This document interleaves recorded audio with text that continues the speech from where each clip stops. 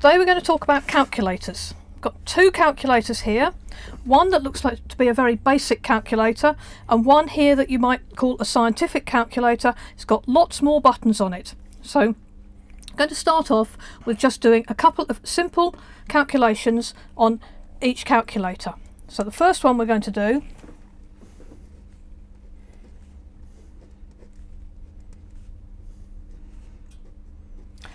Keith can put that into his calculator, just as it's written, and I'll put the other one in here. 4 plus 5 equals. So what have you got, Keith? 17. Keith has got 17, and I've got 17. Okay, we're just going to make a slight change to this expression.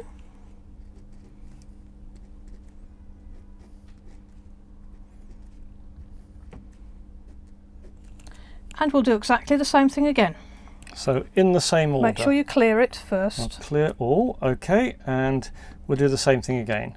3 plus 4 times 5 equals. And I've got 35. And I've got 23. Two calculators, two separate answers. Yep. What's going on? Okay. First of all, how do you think we have got the number 35? Right, I think you've added 3 and 4 together, which makes 7, and then you've multiplied 7 by 5 to get 35. Okay, that seems reasonable. Okay. So why have I got 23 when I'm using a scientific calculator? Because you've done things in, the calculator I should say, has done things in a different order. So what order has it done? It appears to have done 4 times 5 equals 20 and then added 3 to it. Right. That is the difference between these two calculators. This one is doing all the processing sequentially. Yep. So everything before the equal sign it is doing in order. Okay. This calculator is doing things according to algebraic logic. Okay.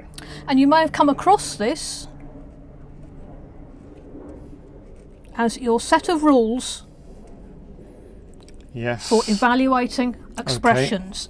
There are variations. You may have come across it as BIDMAS or a few other variations. Yep. Okay. This is giving you the rules by which you evaluate expressions, and by an expression we mean everything before the equals sign. If we had put equal signs into the middle here, it would be different. Okay. But essentially scientific calculators work according to this, and if you're going to do GCSE maths or above, you need a calculator that will work with this logic. So how do you know what type of calculator you've got?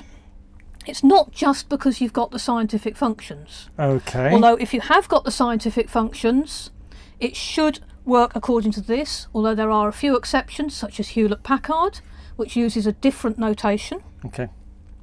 But you cannot assume that all calculators that look like this with just a number pad work in this way. Okay. Especially if you're using a calculator on a desktop PC or on a phone. On my desktop, Yep. my calculator works according to this Okay. logic. Yes. Okay. On my phone, even though it doesn't have all the extra scientific functions, it's working according to this logic. Okay. So if you're going to use a calculator for GCSE maths or above, you need to be looking for either Casio or Yep. Sharp. Yep. And Casio, you need this VPAM, Okay. which is your visually perfect algebraic model. All right.